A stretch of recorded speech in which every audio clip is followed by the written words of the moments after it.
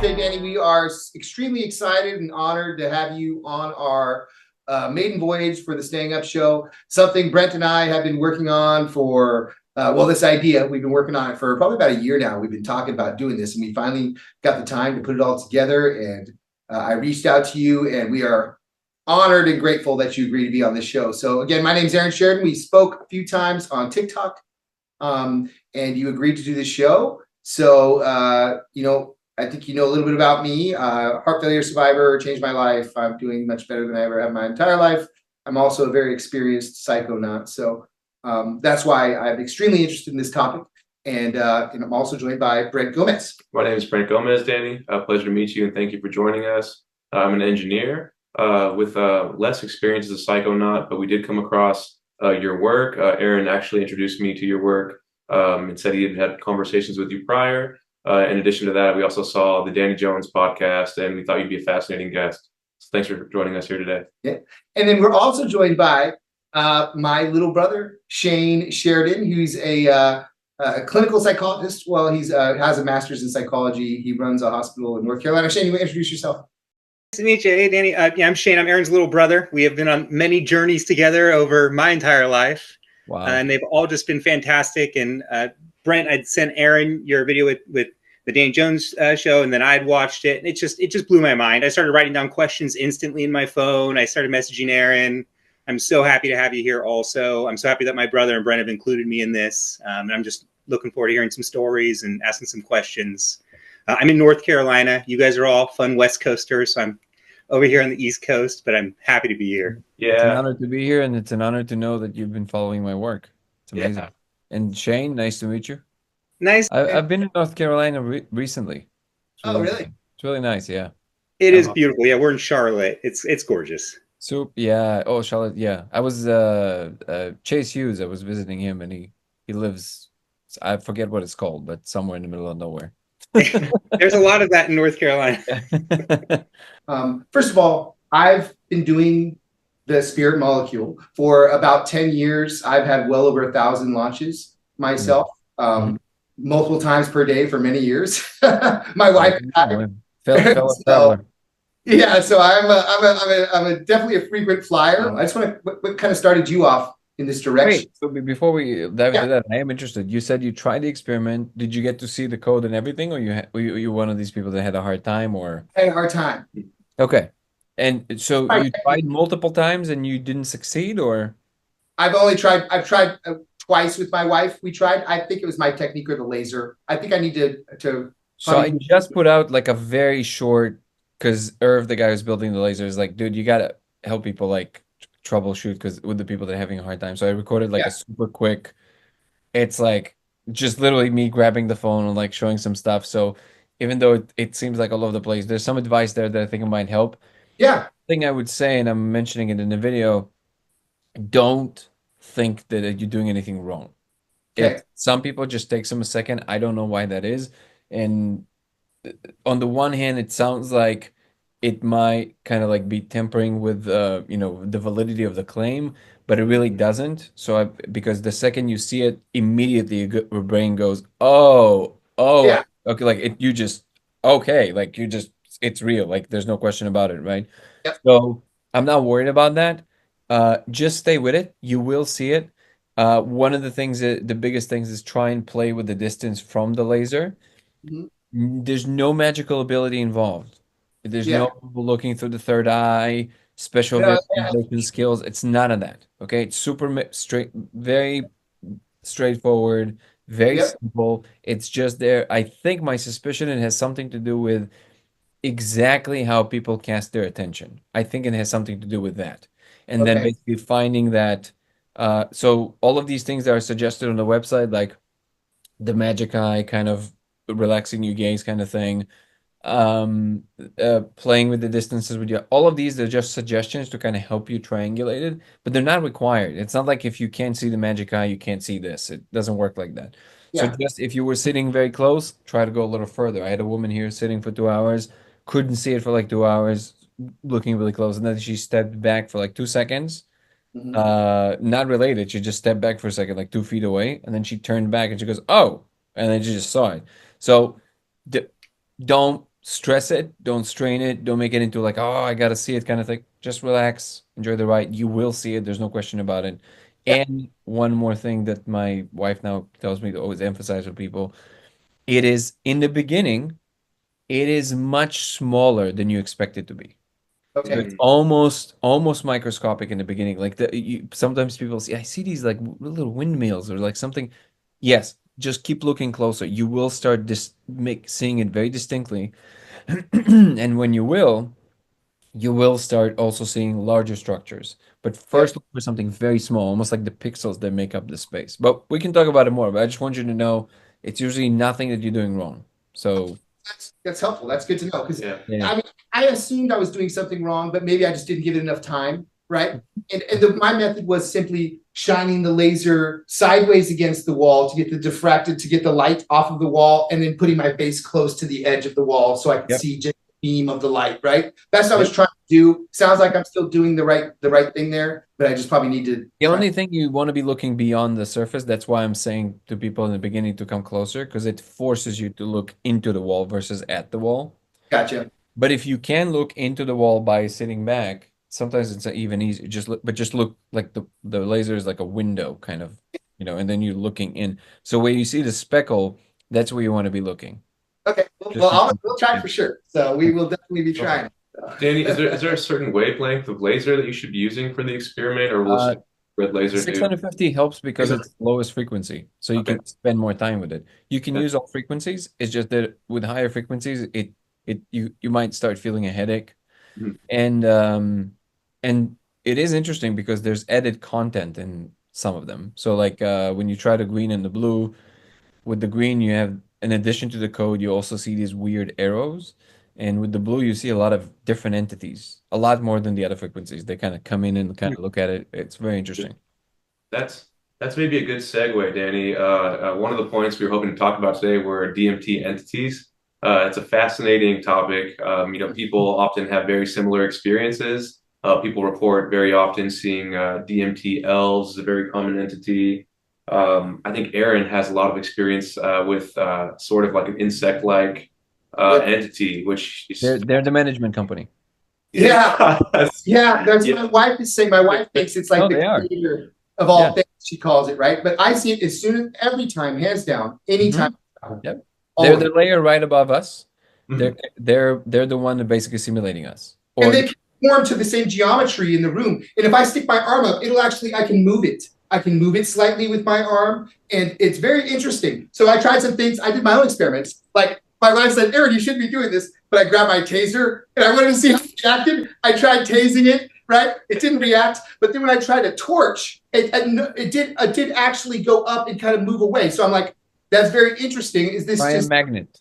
Try a magnet. a magnet also? They react to magnets. It's very interesting. Interesting. Because I tried one of these things too. So this is this way my mind works. As soon as I see something like that, interact with it, right? So, but yeah, that's the type of stuff I do, man. So I'm glad you see it too. And I actually, when I look, you can see the thorax of a giant insect. It appears to be to me. Do you see the same thing? Do you see something similar?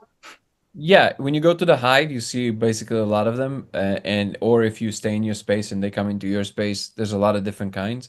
But these insectoids are, without a doubt, they are the ones weaving our 3D space, our physical reality. Yeah. There's no question about it. So, Danny, but the what? Sorry, go ahead. Feel the insects are part of the management company?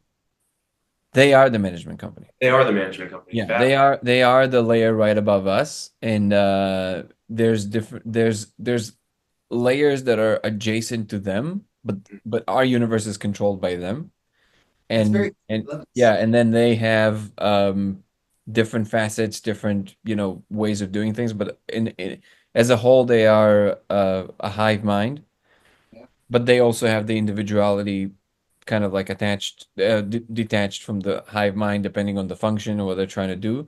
But they're very real. They are.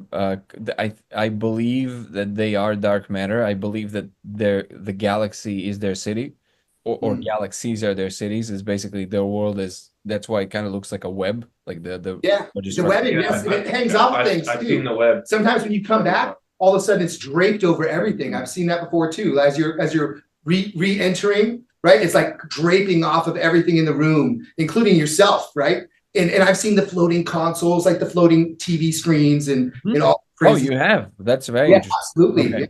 Yeah, and One they time, have this like when you go in and it has that very mechanical click where it goes like the oh yes, dude, yeah, yeah, absolutely. it's like this, yeah. Have you also heard that we're like this? You ever looked at like a ceiling fan and it's like bling bling? It's like making a noise almost like, and Yep. and and things will jump in and out of the room real fast too. Like it like will take them out. That one is if I'm not hold on, let me turn off the AC because it makes a lot of I love this. This is so Yeah, awesome. yeah, Aaron, you've been talking about the insectoids for years. I know. Since Years. yeah, exactly. People think I'm crazy. I love No, it. I never thought you were. The management company. I love that. I love that. Name. It's super cool. Yeah. the one that jumps in and out of the room, if I'm not mistaken, that energy that you feel are you talking about the one that kind of like very erratic moving goes like tick, tick, tick, tick, Yes, like yes, like things coming yeah, in. that is not the insectoids. That No, from that's what not. I know it's something different, right? oh yeah, yeah, yeah. That is, I guess, from what I gather from other people, and all I can do is compare. I guess it's what would others would refer to as a machine elf. The Maybe. bells, right? And Yeah, that bling noise, bling sorry, bling go noise. ahead. Sorry. I hear too. It's like a bling bling noise. I hear like a bling bling noise, kind of Yeah, like a yeah, little. and that's because that's the jester. It's a Yeah, jester, and I I think it's the yes, I bells. So the jesters are, so from what I understand so far, the jesters are level free, so they don't have a level. They uh, exist across all the levels. yep, Each one of them is its own civilization, so yep, they're completely untethered by any. I think there are some basic rules they have to abide by, like from yep, the source, but they don't have to abide by anyone else's rule. That's their function. They're kind yep, of like the wild card. They can do whatever they want. They can jump between all the levels. They're very powerful. I don't know yep, if you noticed that, but everybody kind of like stands yeah, still when they appear. They're like everybody kind of like don't move, right? They're from what I understand, they are the fastest thing in existence. So they can move faster than anything else in existence. That's why you can never be ahead of them in anything, not in thought, not in ideas, not in location, not in time. They will always be there before you. And and the reason that they're important is because they are the almost like the Joker, like they're the wild card of the universe. They're the surprise packet that surprises existence itself. So it's almost like they are allowing some kind of an unfoldment that is surprising the universe or all the universes. So it's almost like the most unpredictable factor yep, of existence. Everything has a price, from what I understand. They occupy a very strange state inside where they occupy the yin and the yang all at once. So they're not dark or light. That's why it's very difficult to understand what they are because they're very, sometimes people say, oh, they're like malicious or something. From what I understand, they're not. They're just everything. So they can make a joke at you and then they'll be like, hmm, yes or no? I don't know. And then it almost sounds mean. It's almost like, well, I can just demolish you right now. Will I? yes. I don't know. Hmm. Interesting. So it's almost like you never know what I'm going to do. Why? Because I don't know what I'm going to do. So it's right. almost this like crazy, like demented kind of thing.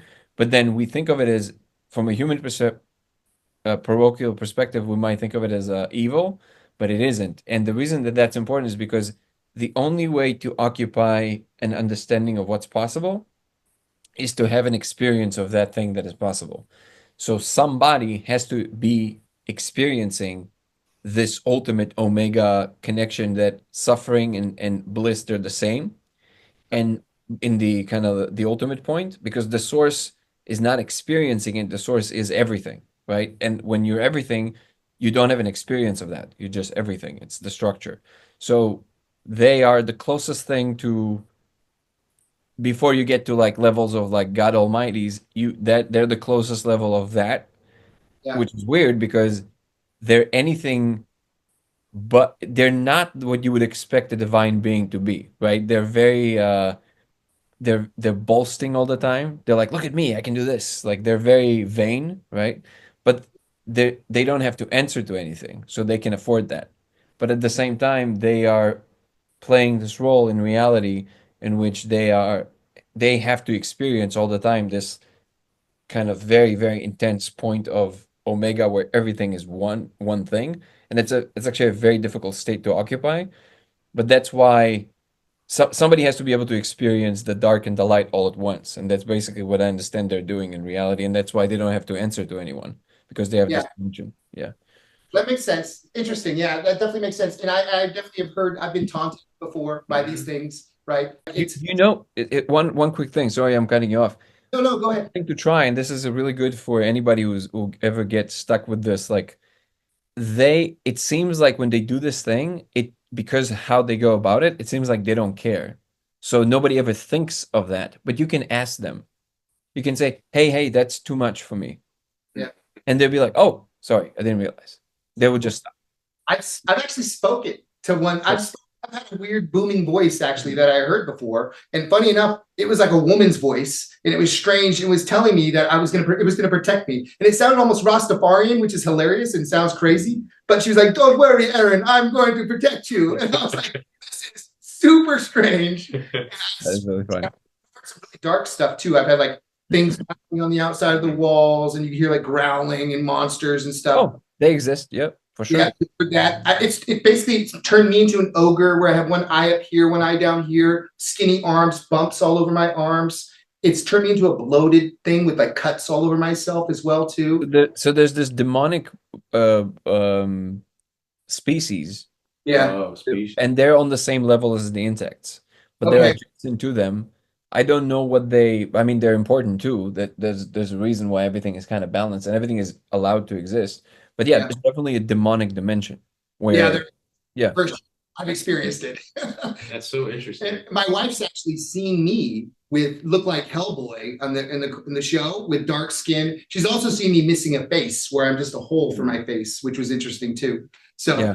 And their tendency is to convince you that there's no one else but you and them in existence. Yeah. It's like they lock you in with them. Yeah.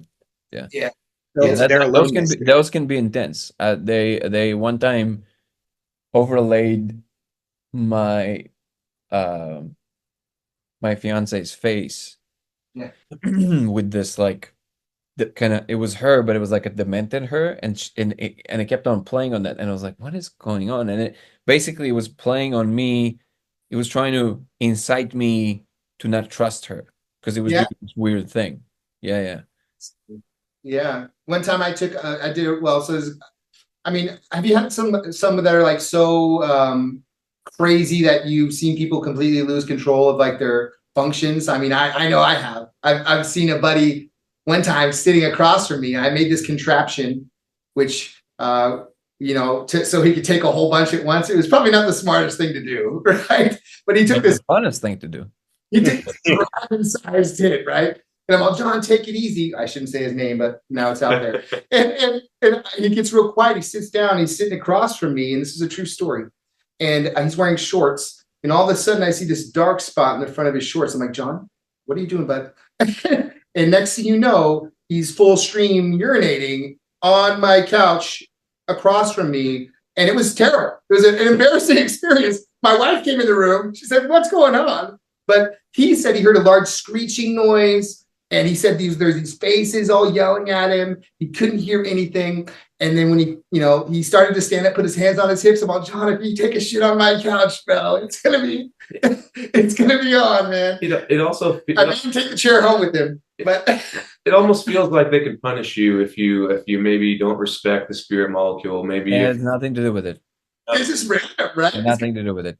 They will do that no matter what, because that's what they do, right? And they're not there to punish you. And there's no one that can control what you're allowed or not allowed to do.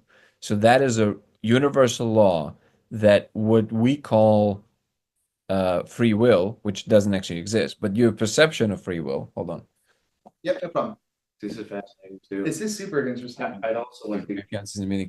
Your perception of free will is impeccable. So it's not allowed to be touched. The only thing that anything in existence, no matter how powerful, the only thing they can do is try and convince you that they're in control. So they can entice you to act as if they're in control of you, but they cannot. So if you just detach yourself from that and you know that, you're completely safe. And this is a big lesson where they said they actually said this to my fiance once. They said, uh, everything is here. We can't protect you. You have to learn how to protect yourself. So there's some, some guides that can show up once in a while, but like everything is here and everything is allowed to be here. So when you enter this space, you need to know that to a large degree you're on your own. And this is actually kind of, it's a big lesson. It's like a, I guess, lesson in responsibility that when you enter these spaces, as from the more psychonaut perspective, we're more kind of like free agents, right? We don't necessarily answer to all these shamanic practices, and like we're just like, let's go, whatever, right? So this renegade kind of attitude, it's good for some things because we would definitely experience the more actually true nature of the thing, which a lot of people in spiritual communities would obviously appreciate less.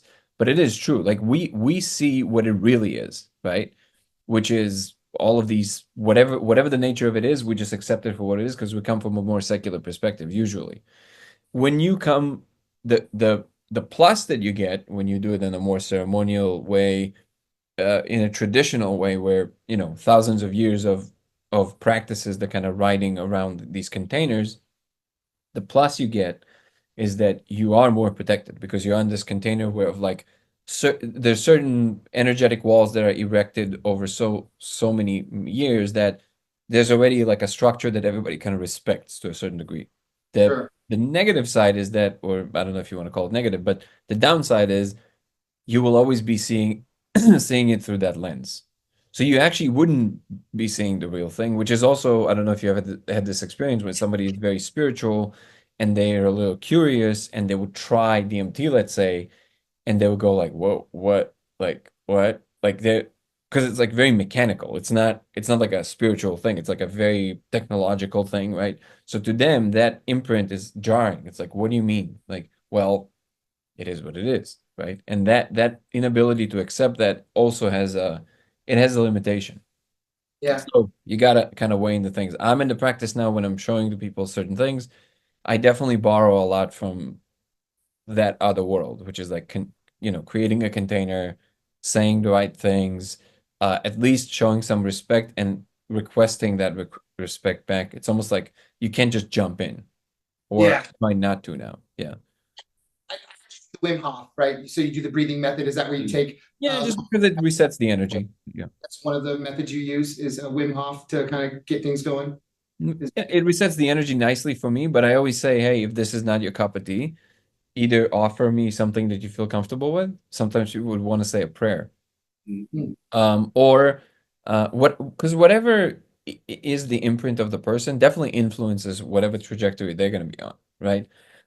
So what you want to protect is their own sensibilities, and you want to protect their own container as they see it. So people have to kind of enter in a comfortable way. If somebody is comfortable in a certain kind of way, you want to give them that. So there's no, it's not like a competition, but it's like I think Wim Hof just in general is nice because it energizes you and it Yeah. resets the energy. And usually when I play this very particular clip of him speaking, he has a very positive energy. So his voice, his resonance, everything is very positive, and I think it brings the right kind of thing into the room. Awesome. Danny, do you feel that ayahuasca has its own container? You're referring to kind of an experience, you refer to it as a container, but do you feel that ayahuasca itself kind of has like an energy that's been developed over thousands of years of use? When you were referring to that, I immediately thought of ayahuasca maybe as a psychedelic that people have used for long periods of time that are often really related to like nature, that sort of thing. Ayahuasca is definitely one of these substances that lends itself really nicely to these containers, both in terms of practice and also its trajectory. But the containers can be created in even around DMT. It doesn't really matter. Whatever energy you're working with, it has particular containers that would fit it more. Ayahuasca, yeah, because of the traditions around it. And also ayahuasca is much more of a human channel. It's Yeah. talking about humans. Syrian rue, cappy vine, those two combined, right? They take those things, you make a tea out of them. Yeah, And I they, just mean experientially. From a Yeah. first person perspective, it feels much more carnal, human. Right. It feels less crazy space aliens. Like it's less, right? So, and I think there's a reason for that. I think DMT is the main artery, and DMT and ayahuasca is almost like it's dialed into the human channel, so it's easier to digest a lot of these things. It's more easier to understand from somebody who's like more of Earth, that kind of thing. And overall, I think it is important, these containers, because they um well, here's what I kind of realized. If you have, very different species in existence, it's not always that easy to understand how you're going to be translating between the species, right? Even on Earth, we speak different languages. Sometimes it's very difficult. But the meme is, well, if you speak kind of like the language of love or the language of human, it's still easy to communicate even if you don't understand the words. And it's true to a degree, because there's certain things that are just fundamentally human. But the thing that is the most fundamental is action, right? If I show you action of some sort, I can show you what I'm doing, even if you don't speak my language. I can show you, hey, like even if we're stuck in some, I don't know, some movie scenario, we're stuck in some kind of a hut, and we don't speak the same language, and we have to cook something. Well, that's less of a problem because we're just doing it, and you're like, oh, okay, like I see what we're doing, okay, by the fact that we're doing it together. So the way that I see it, ceremony is that it's you showing by action. So you're basically showing, no matter what language the other species speaks or what kind of dimension, how many dimensions are made out of, they see that whatever you are, what you're doing right now is you doing this thing. And the thing inside of you kind of looks a certain way, right? They also can see the imprint of your meaning tapestry. So if your meaning tapestry is all jittery and crazy, it's kind of hard to read you, and also it will attract certain things. But if you calm yourself down, if everybody's sitting together and doing the same thing, they'll be like, ah, we know what that is. Yeah, ceremony is universal, right? They're all doing this thing, whatever that is. They preparing for something, or they're trying to bring a certain state or an energetic, uh, uh, container to that space. These things are universal. So when you do them, the right kind of things are going to start paying attention to you. There's a much higher chance of everything kind of aligning and setting in place versus just, you know, Yeah, throw the rock and see where it lands. That's a different kind of thing. that makes sense. Danny, you're talking about ceremony and thought and action, and I was just thinking a little bit about the entities. And on my journeys, I've never gotten an entity. I've been broken down into a million pieces. I've been absorbed, or I should say, fit into the world around me, and I've come out from it just knowing that any hardships I've had are both beautiful, but also they don't really mean anything. But that's not a bad thing, and that's my experience this entire time. Whenever I've been on, I've truly never seen an entity, but I have seen my brother Aaron has pulled out a devil mask and put it on as I was coming out from my biggest journey. And right in front of my face, pulled the devil mask, and I opened my eyes and I just laughed because I could see right through the devil mask. Like it was That the was most. old Aaron, by the way. I have never done that in well over a year. So. But I'm just saying, like it never, like I experienced it, and I was just like, Aaron, like that's what's beautiful, that's wonderful. But I never saw an entity. But when you're referring to practices and what people do for ceremony, it makes me wonder what the entity's ceremony is. If there's a purpose, oftentimes I hear people say, I'm afraid of this, or I worry about that, or I fear this, or they're trying to do this. And I don't know if that's anything, but I do know that they are doing something. And is there a ceremony there that we think is going on? If a ceremony was happening for a long time, like in the case of many shamanic traditions, then yeah, they figure it out. They're like, oh, they're doing that thing again. Okay, we know what that is. Okay, so now so it's a consistency thing, it's a intention thing, and yeah, I think over time, when you do it enough times, there's a recognition that that means something, and because they've been doing it for thousands of years, then there's a relationship with these other beings, and even if you don't speak the language, they can understand your ceremonial language. They can understand what Yeah. you do there. I think that's along the lines of where it is. The specificities you can come up with new ceremonies maybe, but I think the important thing is that you're putting front and center what you see, and then you leave the rest for whatever is happening. So it's almost like this authentic state, humility, and the understanding that, yeah, like you said, anything can happen, and you're kind of preparing yourself so you both It's an inner preparation for you, but also it's a preparation of the space outside. And where I do to some degree depart from the the more traditional way of looking at it is that I do think we need to, just like everything else, it is looking to advance. It is looking to grow.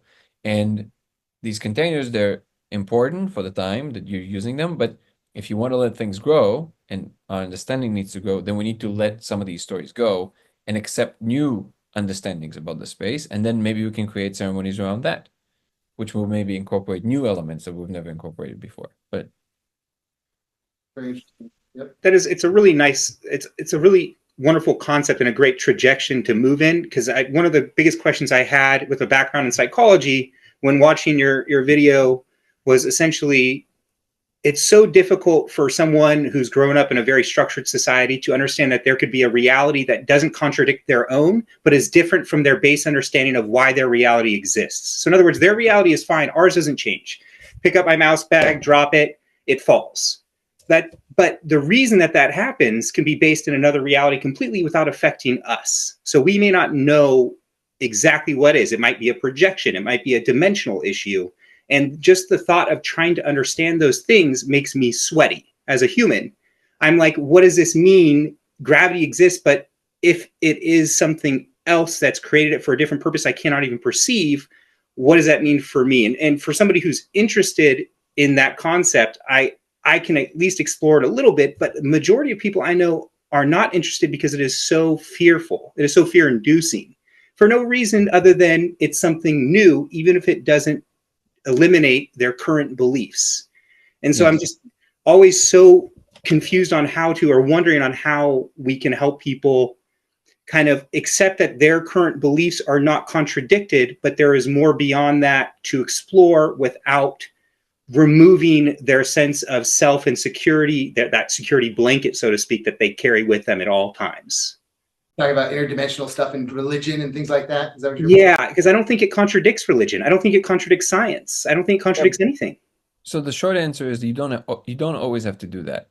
Yeah. It's not for everybody, and there's a reason why certain people really want to always go and explore, and other people want to stay at home and tend to the garden. Yeah, that's There's different kinds of people, yeah. and that I think that's really where it lies. Like if somebody is interested and they're coming to you and they're like, "Hey, can you tell me more?" or "I want to explore, I want to understand," then you work. But now there's a reaching out. There's an attempt from Yeah. the other side to create models from the inside, and now you can help them build these models according to what they believe. Really cool story that I like. I have a good friend, Juliana Garces. She's an incredible artist. She last year she did a show with Alex Gray and Allison Gray, and she's an incredible psychedelic artist, which I highly recommend you guys check out. And she actually probably produces the stuff that I think is the closest to what I see in the space. She creates like these mixed media things that are very much influenced by the DMT space. And she has a beautiful story where her dad, who was a devout Christian, and he saw that she was coming up. She's pretty known at this point. So when he saw that she was coming up, for him, all of these things, psychedelics, all this, it's like the work of the devil, right? Like don't even come near it. But he trusted her enough, and he saw that there's something happening in her life that's very positive and beautiful. So he asked her one time. He said, "Hey, can you like tell me more? Can you explain?" And he was a diabetic, and he had a lot of issues with his health and his psychology and all of that stuff. And then she basically did it in the best way possible. She said, "Well," she's like, "Would you like to try some of this?" He's like, "Yeah, but like I really don't know how to go about it." So she's like, "Great, no problem." So they did a lot of prep. They did a lot of meditation. She's her and her husband, they're Vipassana practitioners. So they would sit down, they would meditate, and then eventually they brought him enough comfort where they're like, "Okay, how about what are the items that are the most important to you?" And he said, "Well, the Bible." It's like, no problem. So they built a little shrine. They put the Bible in the center. That's Hmm. your safe zone, right? Great. If if the truth is coming through, it will come through in the way that the person is comfortable with, and it will be met with that understanding from the other side. I really believe that. So when you're doing all of these things, beings from the other end, they see all of that. They say, "Oh, I see what you're trying to do here," right? So let us help construct content that might be more palatable for that kind of a person. That's Then, beautiful. yeah, and then he did his thing, and he cured his diet. Like, he's no longer diabetic. He changed his entire diet. It was mushrooms, I think, in that case, and then the next day he tried DMT, and he literally just spun on a dime. Like, So that's an example of their ceremony impacting his experience by the entities and the space, allowing it to be supportive in the way that he needed. exactly. Yeah, that's great. I hadn't even thought about that. Yeah, basically, yeah. That answers the question. Yeah, that was my number one thing, is how do we make people comfortable with being on?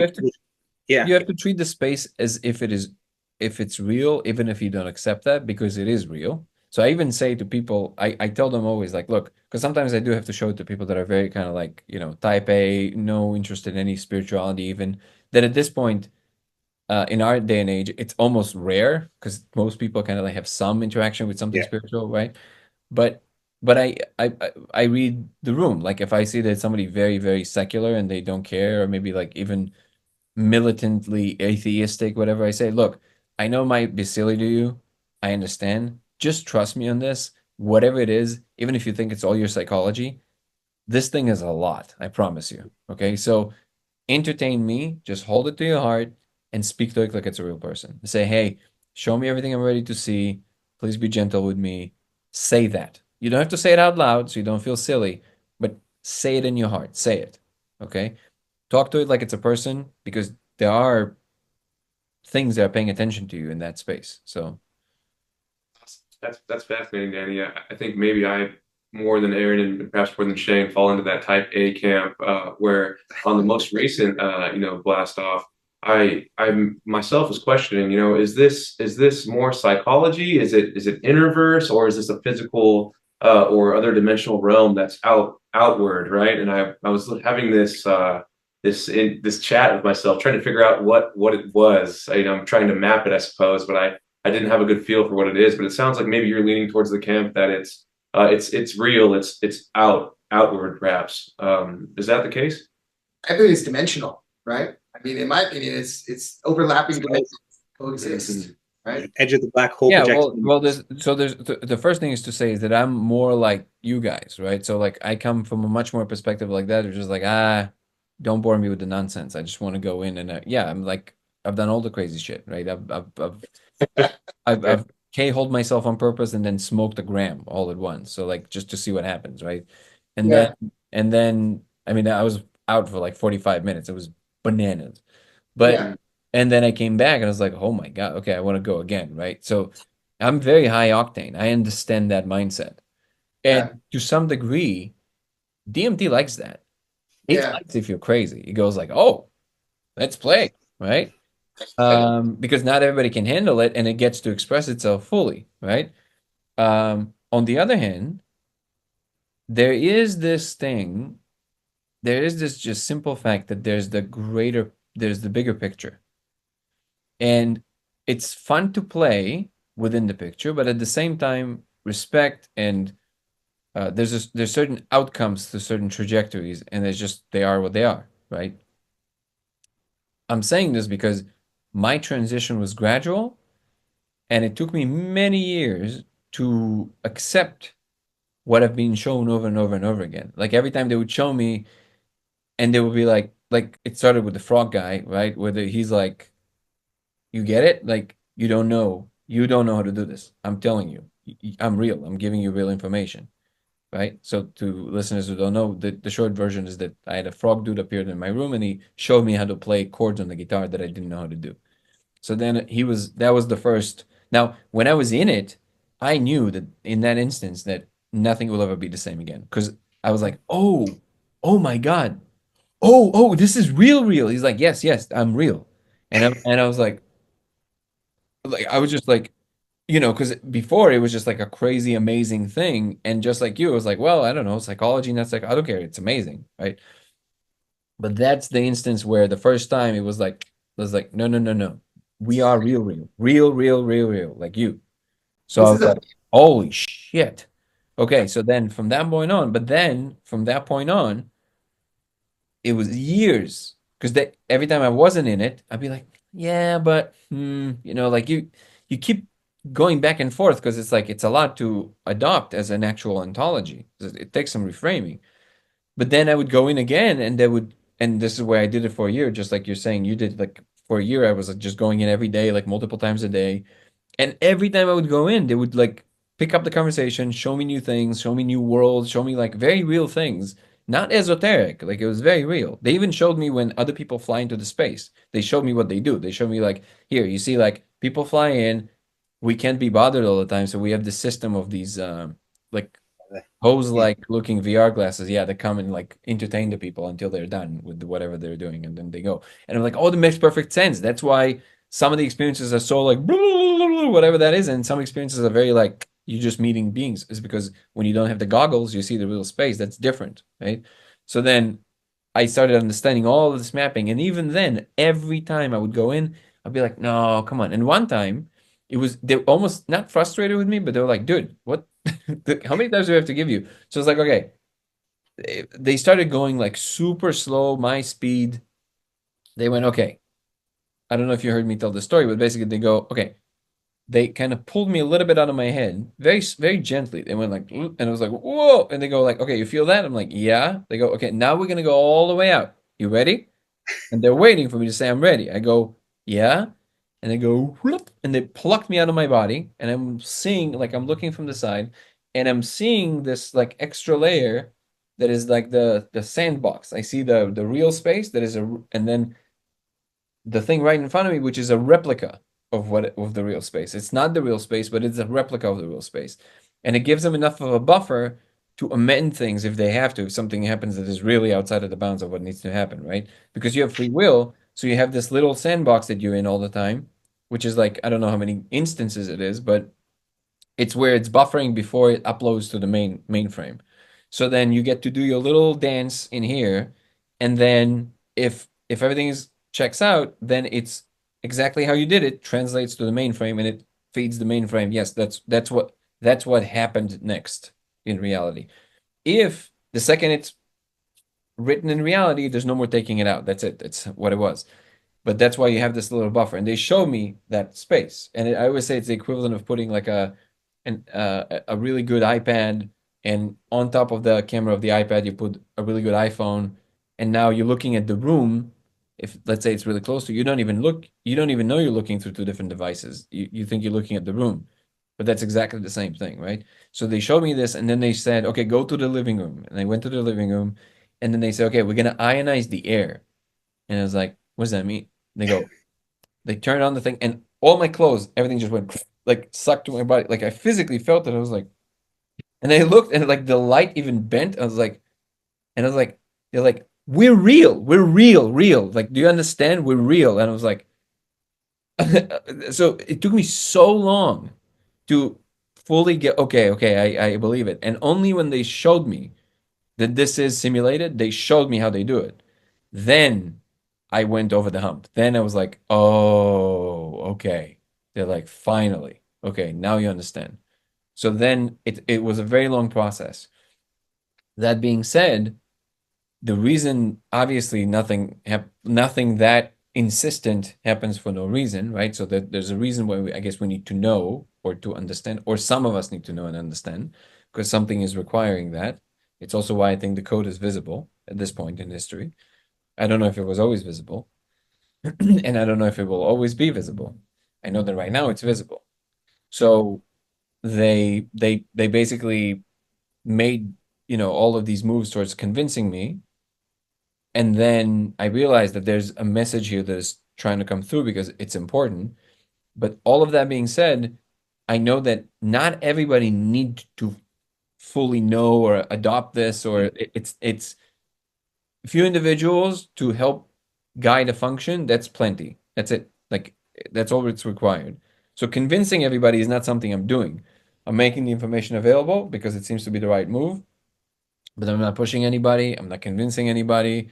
If somebody's coming and they're doing the laser and they're doing the molecule first, I never remind them because I know the molecule will tell them. Some people just jump up and run to the laser. I'm like, yeah, that's a fuck yeah for you. Some people either forget it exists, or, and I don't think it's a coincidence, or they just, you see that there's like They don't want to know that, right? Yeah. So you don't push.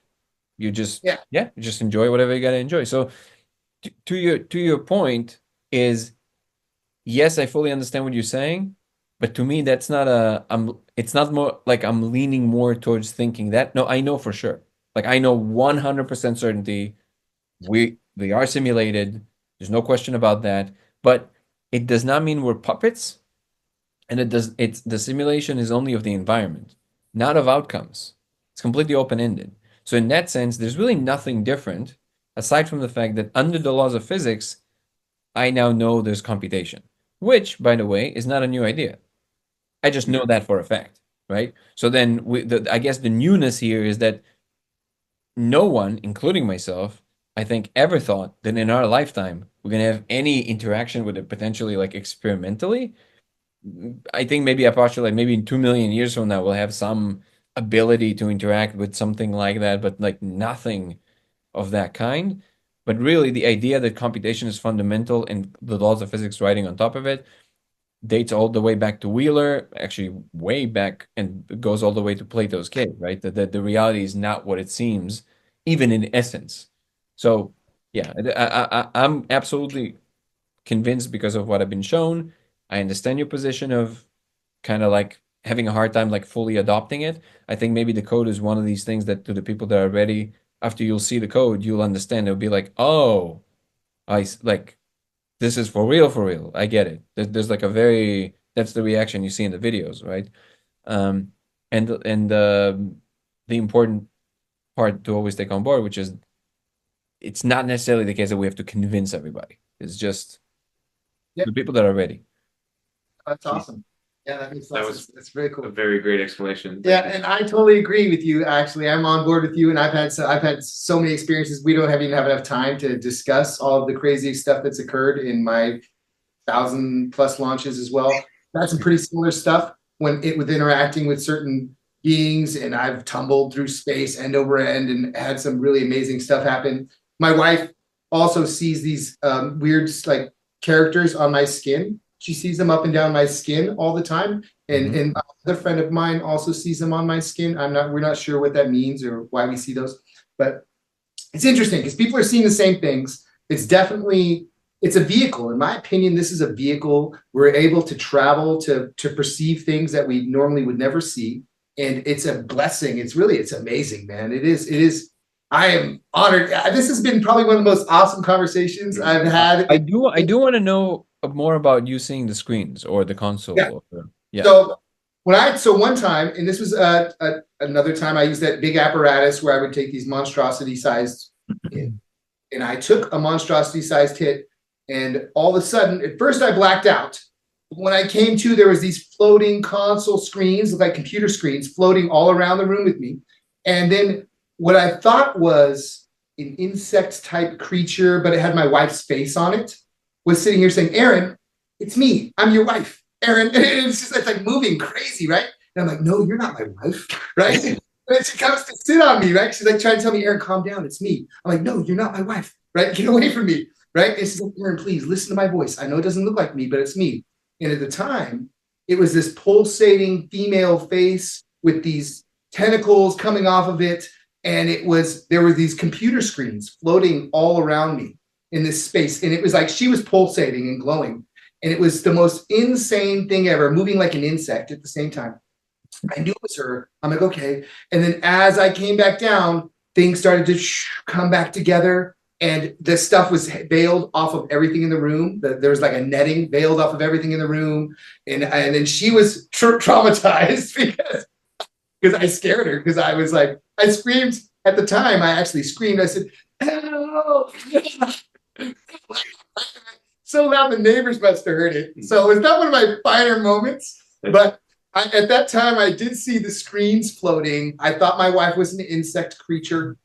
And my son door, he's older. He's by the way, he's in his 20s. So it's not he's an adult. Yeah. My 4-year-old son was yeah. I got two sons. One's 27 and one's 25. That's crazy. How old are you? I'm 47. So wow. That's amazing. Yeah. You look incredible for 47. Thanks, man. I've recently met a guy who I don't know if he wants to be named at the moment, but he's a scientist. And he told me that he recently started getting like a very, very direct communication. And I'm not gonna get into the full details of the story, but for the sake of this story, just accept that I have every reason to believe everything he's saying is correct. Yeah, And he explained that what they explained to him is that these simulations, they're basically ways of them expressing like the form of like the deeper meaning of whatever is happening behind the form.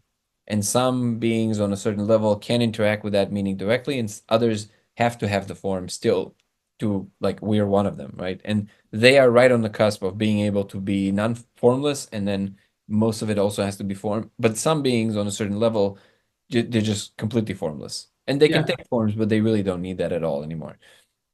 So he explained that these simulations that we're in, this layer, we have all these different kinds, and we are here on Earth, which to me sounded a little arbitrary because it's a little bit, it just sounds like a Rick and Morty episode. But he said, no, that's actually what's happening. Like Earth is more like a central train station. So we're not all from the same place. We actually all have representations in these higher spaces, and some of us are different things. He said, they told me I'm one of them, the insects. And he uh, said, because of that, now my channel with them is open all the time. So I don't need to smoke anything. I yeah. can just see them. I can I know, he said, I know it sounds insane, but yeah, sorry, go ahead. I'm sorry, I didn't mean to cut you off. No, no, no, go. I was just saying that I see the manager you speak of, this thing that comes into the room. I can at times, even when I'm not ingesting, I can still see this thing in the air, which is amazing to me also. So That's incredible. I never achieved that. I can see the console 100% of the time, but it's only when I'm on the molecule. I can take one puff and it will just form right in front of me. It's kind of crazy. But yes, yeah, so you might also be one of the insectoids. The only thing I can say, the only time I've had the experience of being something else, so I don't know if that means I am one, but that's the only time I've experienced something else, being something else, because I know people report this, but I've never had that aside that one time. And I felt all of a sudden I felt my mouth like doing this clicky thing, and I could understand the clicks like in different language, and it was like a very distinct smell to this not DMT smell. It was like a very distinct odor. And I was like, oh, and like I felt like I was one of these like amphibian lizards. So like I think if anything, like my assumption is maybe I'm one of them. I don't know what they are because I don't interact with them a lot. But my fiance also experienced a similar thing, and she said, I saw that both you and I are these reptilians. So that might be interesting. And then the other ones that I did meet a few times that really like blew my mind are I now that I'm interacting more with kind of like people in the spiritual space too, they keep telling me, oh, they're the what are they? Probably you guys would know. I forget now. They're the blues, bird-like, like the tall blue. You know what I'm talking about?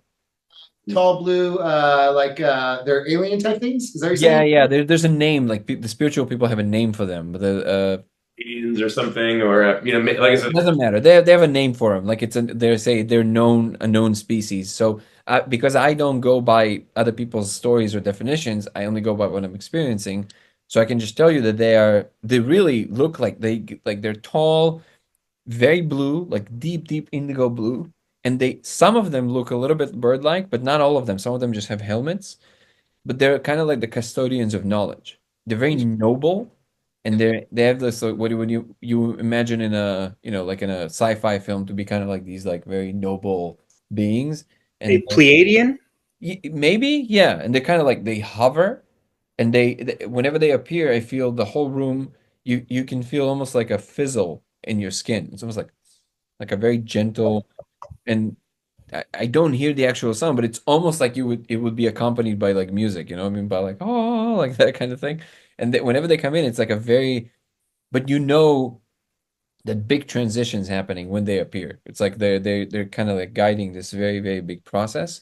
These are the only other ones that I see relatively on a normal basis than the insectoids. They almost sound like the yin and yang to the demonic realm. Um, Maybe. I think there's like More a harmonic, less. right. Yeah, I just feel that the demonic ones, they're more on the level of the insectoids and Pleiadians, you said? That's when I pulled up, and they look like they're blue or with blue gowns glowing, and always they're either here or here, and they're presenting knowledge and peace for the most part. So let's see. Blue bean, bird-like. I'll tell you if that is. Avian. Avians. Avian. Yeah, yeah. So if you actually, there's a picture here that looks exactly like them. The ones that kind of look like birds. Here, let me see if I can rip it and put it on. Hold on. Oh, for some reason it doesn't allow me to Somebody sure? do that. Weird. Well, doesn't matter. If you just do avian, the one that comes like, oh, there it is. Now it appeared. Okay, let me see. Now I can maybe drop it here. Chat. Thanks again, Danny, for spending this time with us, man. This is awesome. Yeah, so it really they- is. We're having a great time here. Yeah. So. You know, I feel like I learned a lot, but at the same time, I still have no idea what is going on with reality. It's much more beautiful, magnificent, confusing, you know, than you really know. So it's really insightful. Yeah, really cool. Mhm. Danny, Yeah. No, I would love to find out. Go ahead. I was going to say, do you have any suggested, you may have mentioned it, but any suggested mantras or meditational exercises that you would suggest that we can maybe suggest to people that are listening or watching so that they can access some good reading materials and really take that first step of clearing their mind and just mindfulness and whatever you would find helpful? So I definitely find Anapana to be super helpful. Here, I just sent you a picture here on the chat. I found Anapana to be super helpful because it calms the mind down. So just paying attention to the breath, the way it comes in and out the nose, even 5 or 6 breaths like that should do the trick. But really anything that makes you feel comfortable. The most important thing is the prep in terms of the environment. Make sure that everything looks clean. There's no trash even in the trash can. Like you did the work of like clearing the space. And then if you feel too overwhelmed or too stressed or whatever it is, make sure that you take that into account, and maybe not right now. But if you can bring that energy down, you have as many people as possible that can do that together, even if they're not diving in with you, that's always a good and if nothing else and you still feel some anxiety, yeah, even like playing like binaural beats or something like that kind of makes you feel good. There's nothing wrong with that. It can be a really good practice. These are the simple ones. Yeah, thank you. Subject of sound, Danny. I find this very interesting, and I also hear this very loud humming sound when I launch. And I know you had mentioned something about maybe Terrence McKenna. He believed this sound was maybe something that actually creates launch into this other dimension via vibration, perhaps. And it's very interesting because a lot of old religions and cultures, for example, the Vedas, I believe the universe was created via sound. The Om, I believe. And so I see that connection there, and I was just maybe wondering if you could tell us a little bit about the sound and what implications you think that has for DMT. It's interesting. I don't hear the sound anymore. Oh, really? Yeah. What is And yeah, the sound that everybody are talking about, the hum, it's not a Yeah. hum, it's almost like a I've heard a crack. magical creature chanting. It's almost like and it just keeps going up like that, right? And then it kind of coats everything. So since they seem to have put my brain to some kind of a change where I started seeing the console all the time and all this extra content, I no longer hear the sound. I see the machinery that comes in the room that is not the console, it's a different machinery that comes in the room, and then it plays with your energetic centers almost like a piano. Like it would, not just in terms of what it activates and deactivates, but also in a particular order. So like deactivate here, activate down here, then it would shift, then it would put more thing here, and then it literally plays you. And it's almost, now it's like put in the code of where you're supposed to go. That's kind of like like it goes there, okay? And then there's this thing that comes around your head and it vibrates this very high pitch, and I can see it happening, and then it goes, you can barely hear it, and then you just go to whatever you were coded to go to. And I think that sound, my best assumption is that it is the thing that brings your frequency to a certain level where these things can start interacting with you, basically. So I don't know what that means for me, that I don't hear the sound anymore, but I think that's what it does. It vibrates your whole body in a particular frequency, so you can. It's almost like you tuned with the tuning fork. It's almost like you finally tuned with the fork. Yeah, they bring you to a certain level where these things can start even interacting with you. This is why when meditators do it for a long time, I think they naturally, slowly, gradually bring themselves to a certain level, and that's when they start seeing all this extra content. Because it's like all of a sudden you're on a level where you can both see them and they can see you. One thing I did want to say, I don't know if I fully said it. These avians, you said there might be the balance for the dark side. I think they're above it. So like at least on our levels, they are above all of that. They're not. There's nothing that they're balancing. They're just above that. It seems. Huh. Yeah. Are you mapping these levels, Danny? Are you publishing essentially the DMT realm maps somewhere where folks can read about these different levels and what beings you might encounter there? A lot of people ask me that. Sorry, go ahead, brother. I was gonna say also, and have you tried to also write down the characters so that you could attempt to try and translate or form some sort of a language out of them, right? I'm curious to see if you've done any of that as well. So the two separate questions. One is about the mapping. I see value in being able to kind of map it to some degree, but I don't know if I have enough confidence to say I know with a super high degree of certainty. So I don't want to put it out there as a truth because people would take it as that. It is helpful because I do manage to navigate to some degree with that, but I don't quite know how. I'm not saying they don't do that. I want to be super clear. Maybe they do. I'm just having a hard knowing the space so well. I'm having a hard time understanding how people are so certain sometimes about, these are my guides from the fifth dimension versus the fourth dimension versus like, Absolutely. how do you know that? I don't understand how they know Yeah. that, right? So then, yeah, so it's like it sounds so loaded to me, so I'm trying not to do that. A lot of people ask me to do like a video about, different beings and stuff. So I might do one and I will make a disclaimer that is just, hey, I'm just playing. Just, play this game. But yeah, there's some people, and again, not to say that I don't see them as negative people. I'm confused about how they think they know. What's his name? Matthias Stefan, right? Like this certainty of like, I remember to the beginning of time, I was like, Yeah, I possibly don't know how you're doing that. But maybe he does. I don't know. Yeah. And and the other video that really people ask me to do a lot is the one about that ultimate vision with the God woman and the different levels, and even Jesus Christ appeared, which was like very strange. And like they basically showed me the full map of the structure. And I don't mind doing that one because I feel like that was shown for a reason. Like it was it was like a diagram. They're like, here's this, how this works, how the VRs work and interact with one another, where they're located, and what humanity has to do now to kind of enter this next step of its own evolution. I think maybe that's a worthy video and this one I'm comfortable to do it with more certainty. And it's only because the vision that I was shown of that was very clear. It was very clear. It was drawn almost like a diagram. Yeah. Yeah, that'd be So then the second question regarding the characters that you see in the code. Oh, yes. So that one, I have to say that I do not share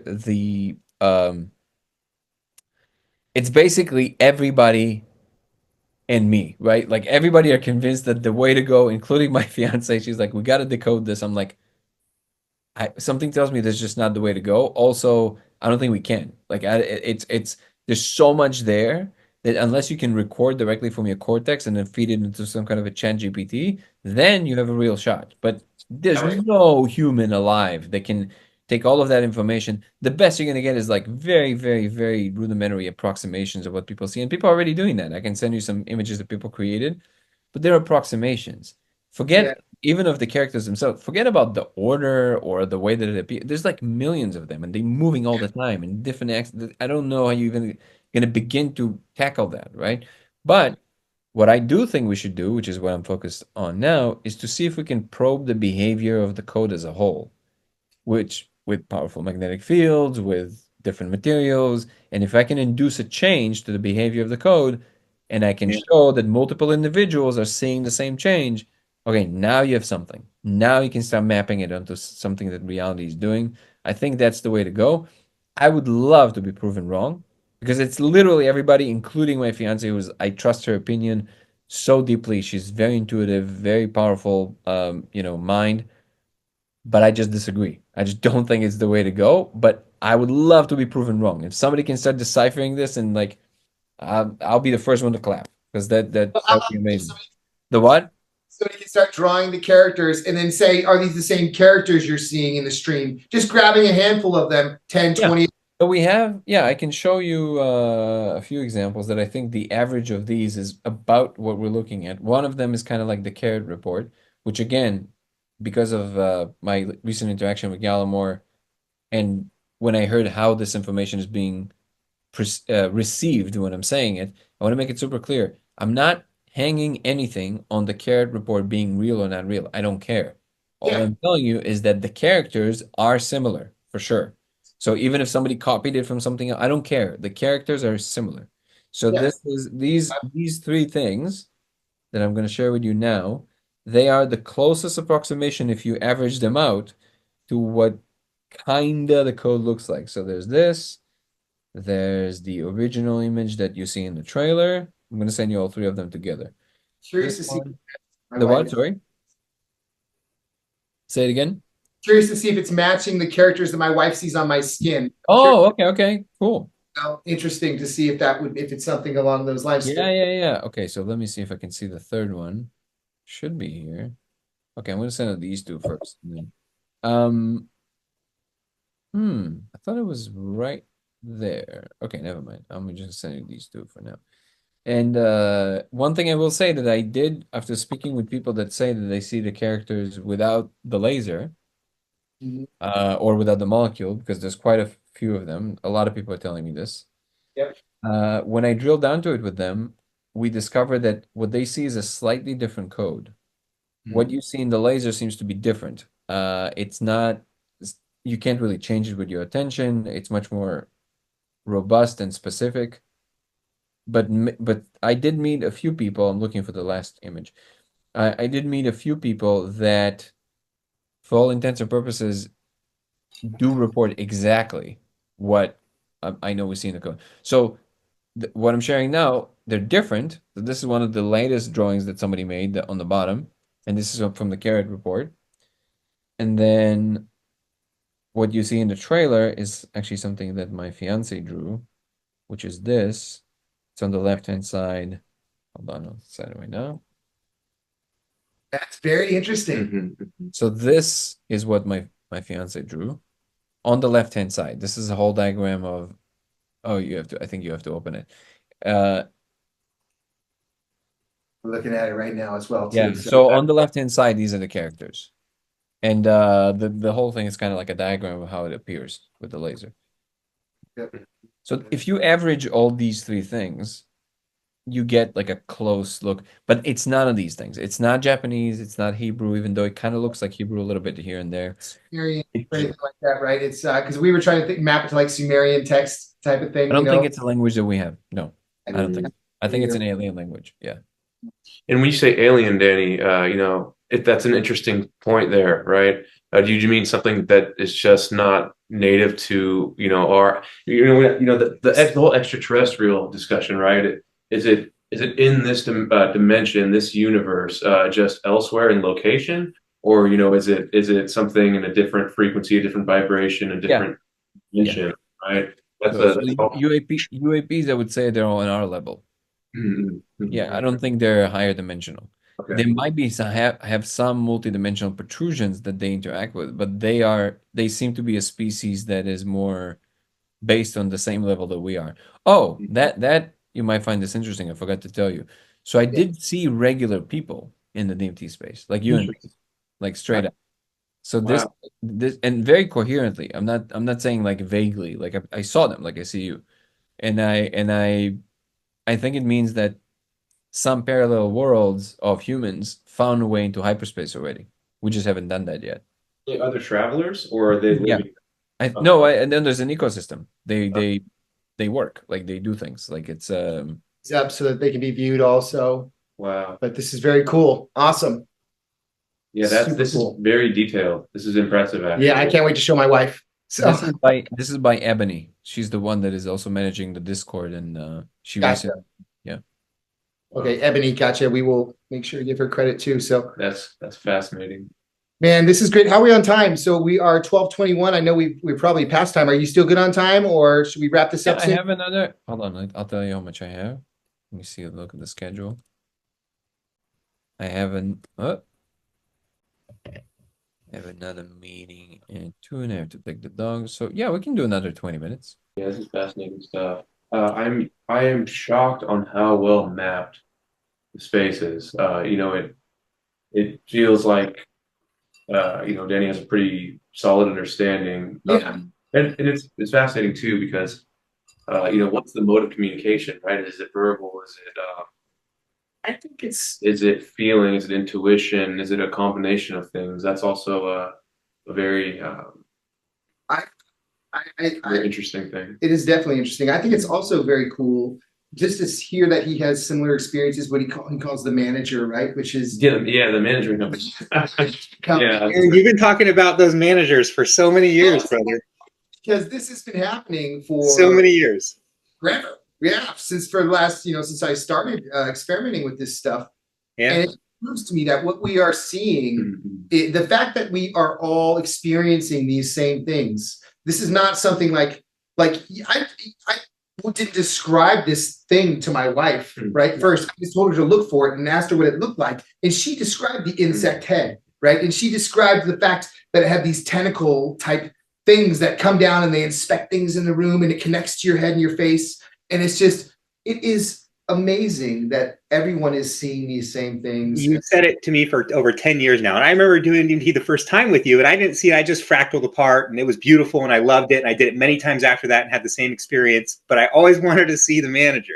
I'll tell you how to see it too. What I saw usually is you have to have a big blank surface in order to really to see it in the air because you're going to be looking in the space between it. But it does conform to geometry in my experience. Like I used the blue projector screen before, just the blue, having the blue background and then having that be my background on a white wall so that when I did it, all of a sudden it was very clear to see the distortions were actually something. It wasn't just distortions, right? So then I was able to really, once I saw it once, I could never unsee it, right? It comes in, it almost wisps into the room and then it comes. You see space permanent objects that kind of float in the room. They're almost translucent. Yes. Yes. Okay. Very Yeah. rare. Yeah, so most people when they report beings and all of that, they don't report that. I met maybe at most maybe 8 or 10 people all over the world that see what you're describing right now. Interesting. Yeah. Yeah, it's very rare. Yeah. I think it requires a certain stability in the space. Like Yeah. usually it is for the people that have been doing it for a few thousand times because it's I think your brain slowly builds these world models that up until that point is just a mesh. It's just like craziness. Then you stabilize in the space, you start seeing things more coherently. For a long time, Shane, I also didn't see any beings. I've seen some caricature looking things that I guess you can say maybe they're beings, but it wasn't like distinct. Like it wasn't like oh, there's a presence there. That never happened to me. In ayahuasca it did, but not in DMT space. And only after really the frog guy when all of a sudden it just became like a completely direct communication. So it was like it just shifted. And I want to say something to the some of the criticism that is usually hurled towards these, like, well, like you exchanging notes, like you're telling each other about the being, so of course you would want to. I think there's a lot of there's too much made of this priming idea, right? It's like it's just not how priming works. Yeah. Just not, right? It's just like priming is a very general. I've had this discussion recently with a scientist, and she was saying, well, it's just there's too much priming here. I'm like, that's not how priming works. Like priming is like I'm influencing your body with a temperature, hot or cold, and I can reliably kind of produce negative or positive emotions towards a person, or I can tell you about some general meme space of like I can talk to you about witches or witchcraft, and then maybe you'll see some elements that are kind of like, but it's not gonna be like I described a super specific thing for you, and then you will now from now on only see that one super specific thing. It's just not how priming works, right? That is very important because when people think about well, you're convincing each other. No. No, No. there's certain things that you just know when they come in, that's like they're just there. Like there's a, and we got to trust each other to some degree. That it is slightly complicated by the fact that some people are a little hyperbolic and they like to lean into these. And but you, if you practice, you can kind of, you know, kind of weave your way through these people, because it's like there are the people that they just listen to you and you say something and they just go, yeah, yeah, yeah, yeah, and then they just, you know, just Yep. literally repeat back to you what you just said, right? But that's, I think it's relatively discernible who is that person and who's the person who's just like would actually interact in a real way, and then you would tell them something and sometimes they would say no, no, it was something like, you know, there's an honest attempt to understand the thing, and that's a different kind of communication that Yeah, also it needs to be taken into account. comes down to bullshit detection, right? So you can tell sometimes if somebody is bullshitting you, or I mean, yeah, pardon my French, but there are certain people, I hear their DMT stories, and some of these things I listen to them and I'm like, I just don't know if I believe this guy. You know what I mean? Because it's like it's too, like too. I don't know. It sounds scripted. It does sound like he's repeating some story from something, and it sounds like it's. I mean, I don't. There are, because of the fact that there's this whole gesture that you're mentioning, where there's this layer of randomness that can be create any true experience, that is, it can throw anything at you. I guess I should probably reevaluate those feelings and not be so quick to judge somebody's experience, because you know, because sometimes they do sound so off the wall, but then some of mine have been really off the wall Yeah. too. Yeah. You know, And sometimes not everybody are great orators, or they're not. They just, it's not even coming from a bad place. That's why I yeah, said confabulation and not lying, because yeah, sometimes you don't even notice, but like you would just skew one fact here, one fact, just because you want to belong or you want to feel like there's a good rapport, right? So you would say something that is not exactly what it was, but you would kind of say. So there's a there's a there's a gradation here, right? So it's not even coming out of a place of a judgment. I'm just saying that if we are trying to map the space honestly, yeah, we yeah, would have to focus on the people that are very like super Yeah. rigorous about what they're reporting, and they're trying really hard to stay away within the bounds of what they actually experienced. It's not yeah. always that easy to do. Don't make shit up. You know, Yeah. It's hard to It's all the time. It's like, yeah, I know exactly what you mean. And sometimes even people report, I'm sure that people sometimes would report a real thing, but because they are the kind of person that tends to just say all kinds of shit, now you can't really know, like you can't trust what they're saying. It's like, and they don't realize that they just, yeah, they just shoot themselves in the foot, because it's like, I can't trust what you're saying ever, because you're yeah. saying all this shit that probably didn't happen, and now when that thing, one thing you're reporting that did happen, I don't know. I yeah, don't know, because that's the way you talk. It's like, you got to be a little bit more on it to be able to be trusted. yeah. Well, thankfully, you're talking to some pretty straightforward guys here. So Yeah, yeah, yeah, yeah. No, I definitely feel don't that. elaborate. I don't know. I don't know about me. I'm still trying to figure myself out, No, honestly. I But can't speak for Shane. Oh, we didn't say we know ourselves out. We figured ourselves out. All Just similar. We all like to travel. We all have some pretty cool traits that make us. I think we should all hang out sometime for real sometime, man. Next time, if we're absolutely. SoCal, it'd be awesome to meet up with you at some point and maybe do some research. You know what I mean? It would be really cool. Yeah. So One thing I did want to say to Shane, there is a possibility. I'm now seeing this more and more. There are certain people that I think they're like on a different channel of just trajectory of existence. So they would be more on the what you would call a spiritual channel.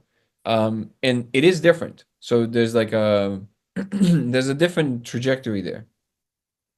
The more technological one is the one that more focuses on the details, and there's a different unfoldment probably even in the timeline that they're going to experience. The people the ones that are honestly talking about it and experiencing it, that more talking about like the awakening and all of that stuff, they seem to have, even if they interact with some of the stuff that we're talking about, they have a whole other perception of it, and I think it's not a coincidence. I don't think they're confused or anything like this. I think they are literally receiving information in a different way and from a different part of the channel from the source. And something tells me that if you are not seeing beings, no matter how much you do it, it's possible that you're more on that channel and you're more appropriating yourself from that perspective. It's a much more, we're here together, we're combining into one, that kind of thing. That is my experience every time. Yes. I break down to combine into one with everybody else, and it just becomes so horribly wonderful and so wonderfully horrible. I mean, it's all just the same thing. It just doesn't matter. Like, but that's great. Yeah. Like, talk about a load off. Before existence or something, almost like you're in a melting pot. Shane, that's been my experience every time as well. Yeah, it is like a load off. It's relieving. Yeah, certainly. Yeah. Cool. Danny, I had just one quick question for you. One last topic, hopefully we have time for. One thing I find very interesting is the topic of like near-death experiences and also birth. My first DMT experience, I went to this, this plane, right, that Shane described, where you're kind of broken down, you're one with everything, like a melting pot, and then I felt like I was just spit back into my body. Yeah. And all of a sudden, I'm back in my body, and I looked down at my hands, and I felt like my hands were so foreign to me, but it also felt vaguely familiar, like this is what my birth felt like when I was like born or something. And I go, man, maybe there's some truth to this, that when you're born, perhaps your body releases DMT, or maybe even when you die. I'd heard this. I haven't done much research on the scientific aspect to see if that's true, but it almost felt like there was some truth to that. And so I was very curious if you had any thoughts on near-death experiences, birth, and the relationship to the molecule. So if the question is, does DMT responsible for carrying the soul in and out of bodies? I think that at this point it's pretty clear that DMT does a lot more than that. I think it buffers experience in general, to some degree supported by research that John Dean did a few years ago, where he discovered that at least in rats or mice, I never remember which one he did the experiment with, he discovered that they have comparable amounts of DMT in their intracranial liquid during waking hours, comparable amounts to dopamine and serotonin.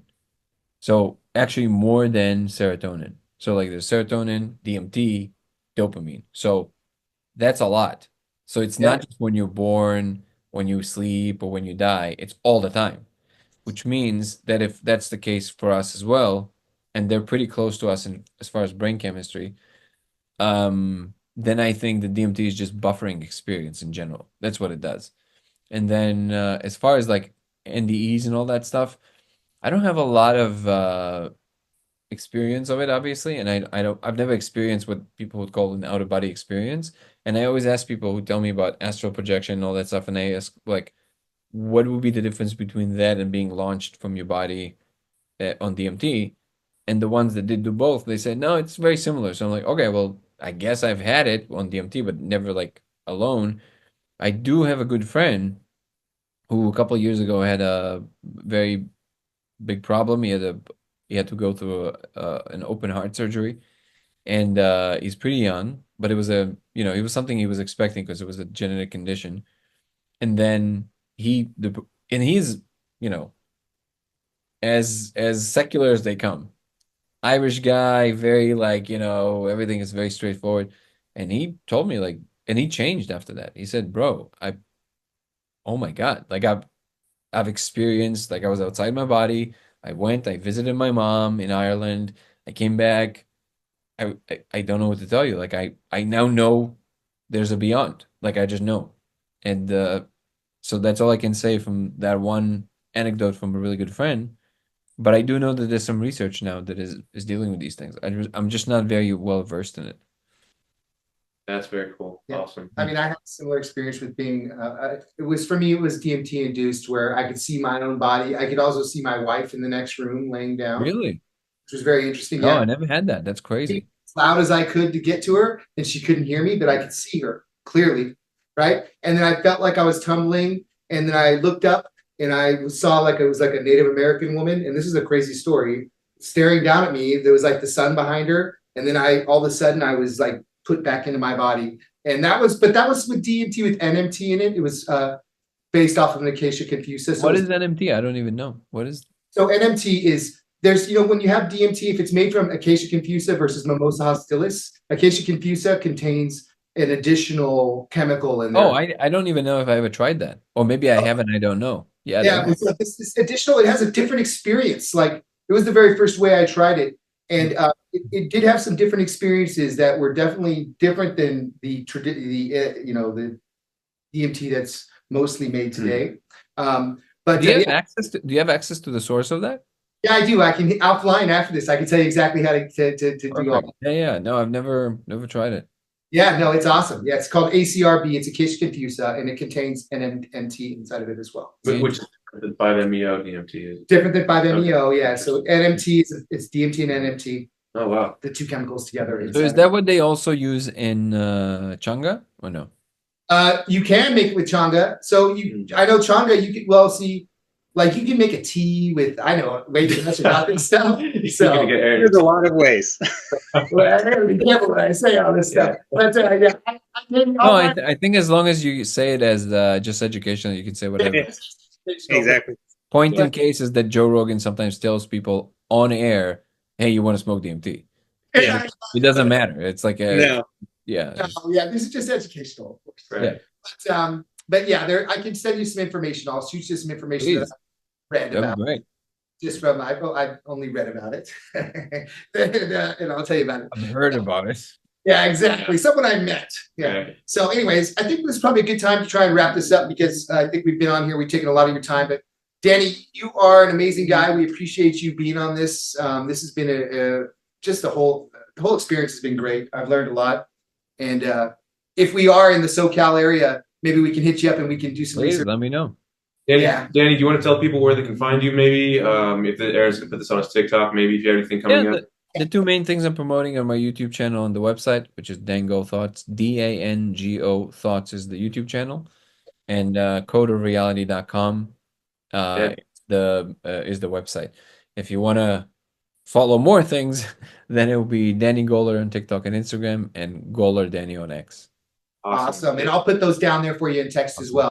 Just so awesome, man. This has been awesome, Danny. I super appreciate you, and this is great. So. Super grateful, Danny. Thank you so much. You're a wealth of knowledge. It was wonderful. Been a fantastic Thank you, conversation. man. Seriously. Thanks, Shane, for joining in too. Thanks, brother. It's good seeing you. Bye, Danny, it's Shane. nice meeting you. Brian, it's good seeing you. Guys, All right, guys. I love you guys. Take care. Talk to you later. Bye. Love you.